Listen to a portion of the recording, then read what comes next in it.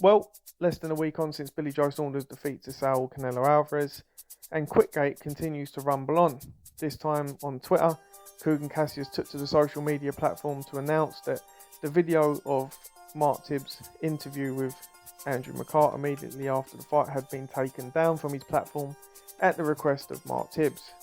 This has led to speculation from fans who are now saying that MTK Global are putting pressure on the likes of Tibbs, Cassius and possibly others to take down videos and to delete anything and just to put out a narrative that Billy Joe Saunders didn't quit, especially after Ben Davison's interview earlier in the week with Andrew McCart, in which he stated that Billy Joe didn't quit and that it was his decision to stop the fight even though he was the second in the corner. Now, I do want to state this video is not a stirring the pot video, it's not anything like that, it's not a character assassination, it's just going to be what I think and what I think is relevant, and I do think it's of interest, especially between the dynamic of the head coach and the second in the corner, and certain things I noticed on fight night, because again, this channel is all about the skills. Now let's break it down real quick. Jimmy Tibbs used to be Billy Joe Saunders' trainer. Mark was the second. Billy Joe he leaves, amicably, and Jimmy and Mark have a lot of love for Billy Joe. Hence why Billy Joe ends up going back to Mark. Jimmy's obviously getting on in years now, but not only is he an exceptional and wonderful trainer, he's a brilliant seconds, as you saw with Joe Joyce and the Daniel Dubois fight when Steve Broughton needed experience in the corner. Jimmy gave it. He's a marvellous seconds. He knows everything about how to do it properly because there's an art to it. Mark understandably wanted wanted his dad Jimmy in the corner as his second because of that relationship with Billy Joe already, and obviously it's his dad and there's a trust there. But for those who don't know, Jimmy in his younger years served a long prison sentence, which means he would never get into America in the first place, so it's a no-go situation from what I'm led to believe. And then also with COVID and visas, it was going to be nigh on impossible. So this led to Mark scratching around needing someone that he could trust as a second in the corner. Well, in steps in Ben Davison. He was out in Vegas as Billy Joe was wrapping up his camp. He was continuing preparations for Josh Taylor's fight with Jose Ramirez. So it made sense to lean upon Ben Davison, who knows Billy Joe because he's obviously been his lead trainer and they've been very close friends since they were kids. The problem is, Ben Davison isn't really a second, he's been lead trainer. It harked your mind back to the Akavov fight. There was levels of accusations that night that Ben Davison had told Danny Vaughan in the corner to shut up while I'm talking. So we don't know if Ben Davison, what he's like as a second, but it made sense, especially after Walt Harris had posted on his the UFC Heavyweights Instagram. He posted images of Ben Davison with Billy Joe and Mark, and him doing noodles and sharpening work with Billy Joe in the UFC Performance Center. So it made sense, especially given the fact that Ben Davison had hatched a plan with Billy Joe for several years on how he felt he could beat Canelo. Now, gets to fight night. Things are going on in the corner. I'm watching. I'm seeing Ben jump up. Mark's talking, but I see Ben talking to him and whispering in his ear. And I'm not too sure who's actually leading and who Billy Joe's actually listening to.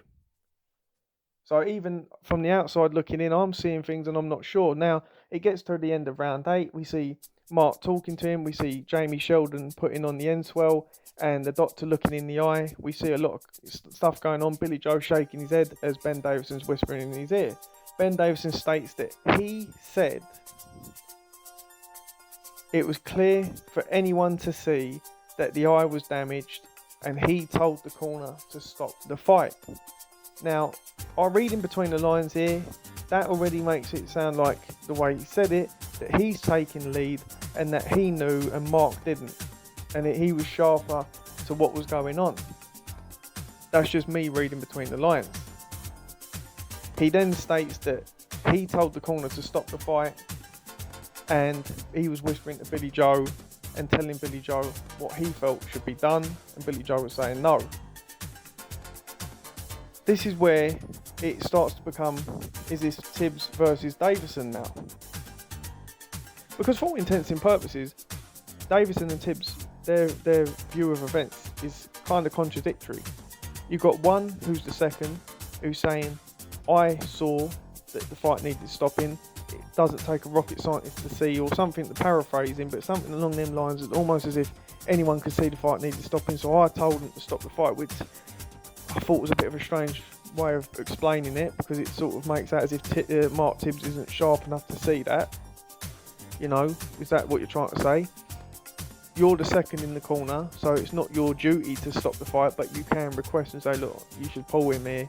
And you did say that to Billy Joe. You said that Billy Joe was saying no. Oh, I can kind of believe that, because he was shaking his head. So maybe he was shaking his head saying nah. But then how does the communication go? Because Ben Davison's whispering in his ear and he's communicating with Ben Davison. And then we've got Mark Tibbs talking to Billy Joe as well. Now, the thing about body language, just to cover that, someone can say no, but their body can say something completely different. For instance, if someone says to you, go and fight the biggest, baddest man, he's an absolute killer, but you've got to fight him to save your family, you're going to say yes, but you don't want to do it. Your shoulders are going to sink forward, your head's going to go down, you're going to gulp, your bollocks are going to go up in your stomach, you're going to be trembling because you're going to be scared and nervous because you know you're going to take a beating. But you're going to say yes because your heart and your brain are saying they were conflicting. So the mind might say one thing, but the heart might say another. And that could be the thing with Billy Joe. He might have been gulping and saying, yeah, I'll continue. But you can see he actually is scared and worried, but he's saying one thing just out of machismo. We don't know what went on. Too many people just want to jump on that because they want to kick a man because they don't like the man. It's as simple as that, but that's another subject. But what I do know is this. Mark Tibbs sent a tweet today of a picture of him and Virgil Hunter, to which he had the caption, one man, one plan and a wink. That was enough for me to make this video.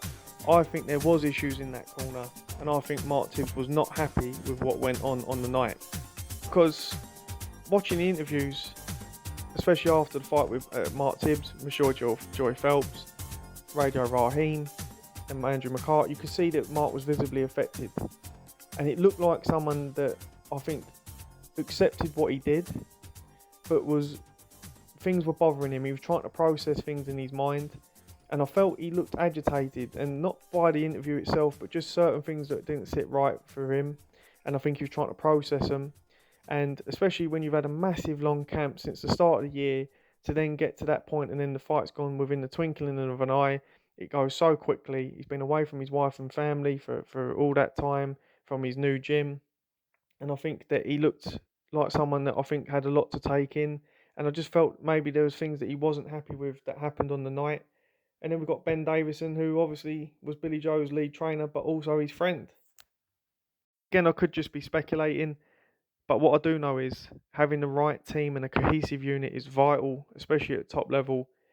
And again, maybe it was, maybe it wasn't, but just thought it'd be relevant news, another video. Let me know your thoughts in the comment section below. What do you think went on in the corner, and do you think there is a bit of a rift? Thanks for watching, and please subscribe. Bye.